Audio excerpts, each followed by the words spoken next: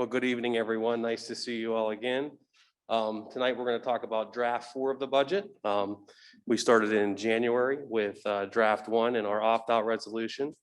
We did a draft in February before the governor's budget address, and last week you saw our base budget, which has no changes in our current staffing levels. So we can flip to the first slide, Mr. Stengel.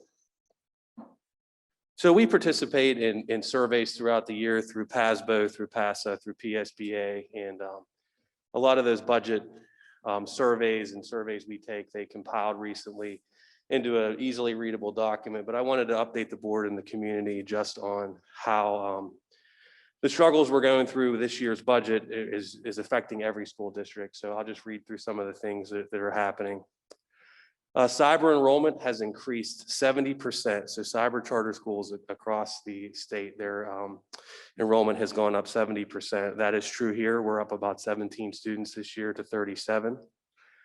Out of the 500 school districts across the state, it saw an increase in costs of $1 million per year for pandemic expenditures. The budget pressure for the 2021 school year, the survey came in as followed, that 68%, 67.9% of schools drew from their fund balance in this fiscal year. 37.9% of those schools raised property taxes, and 44% of the schools surveyed reduced staffing. 53.8% of school districts are reporting they are somewhat behind in local revenue projections, and that's exactly what we're going through here. 45% of the school districts will require a property tax increase for the 2021 school year.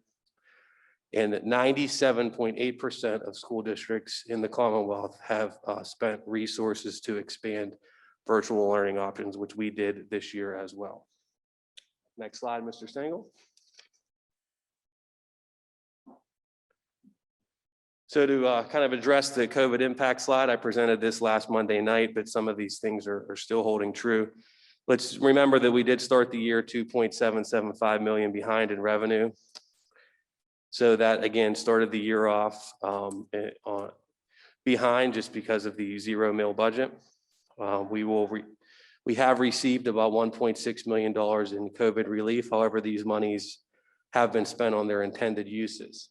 So though the revenues came in, we were directed to spend them accordingly. So they were essentially an in and out and not a windfall to the district.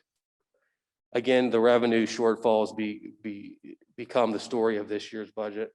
In this draft of the budget, we have increased our charter school tuition figure up $225,000, and that would be to address the extra 17 kids that are attending this year, and in our uncertainty whether they would attend cyber charter school next year. I have increased some state revenues. Historically, when times are tough, they kind of add 1% to the basic ed and special ed formulas. So we expect that would probably be the best we would do on the state side. And as far as the new stimulus is concerned, right now, estimates are unknown. However, we have some early estimates on what the federal dollars could be, but they are historically sent to schools based on poverty figures. And also they would be expended on kind of Title I guidelines where we would supplement and not supplant. So it would be to supplement any things that are happening in the school this year.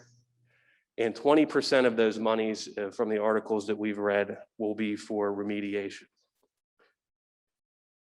We're also looking for IDEA pass-through money. So the part of this new COVID relief bill also has special education money that would flow through the AIU. So we're eagerly awaiting to see if those numbers will go up as well. We get about $750,000 as a pass-through through the IU already.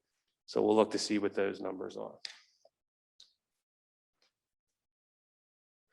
The changes in revenues, like I said, we updated you last Monday with the close of business in January. We closed February last week. So based on some of those projections, as we get closer to the year end, we kind of sharpen our pencil and refine those projections and become more comfortable with them. But the earned income tax, an increase of $100,000. Other income up $50,000. Basic ed, again, the 1% I talked about in the special ed, you'll see just a 1% increase. Our transportation subsidy is up $25,000. And then I did add the 10 retirements with a full replacement. So those salaries for PSERS reimbursement and Social Security reimbursement were reduced based on those reduced salaries. And then our medical access reimbursement, which has been steady at $300,000 the last few years, we feel comfortable turning that number up in the budget for next year. So to flip to expenditures. As I described, we captured the 10 retirements, so you'll see the significant savings in salaries and benefits based on fully replacing those teachers. Then their healthcare PSERS and then FICA tax would be adjusted accordingly. In this budget, we put in all 39 department level budget requests. Their bottom line didn't change, however.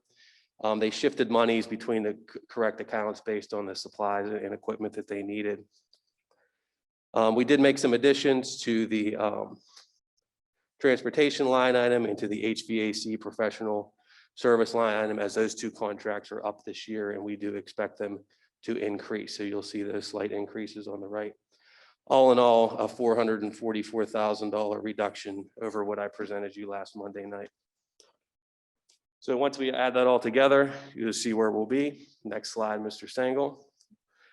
Again, we're presenting the revenues and expenditures without a tax increase. So if you remember, that number was $7.1 million out of balance last week. Again, a millage equivalent of 2.415 mils. However, our index cap is 0.8675 mils.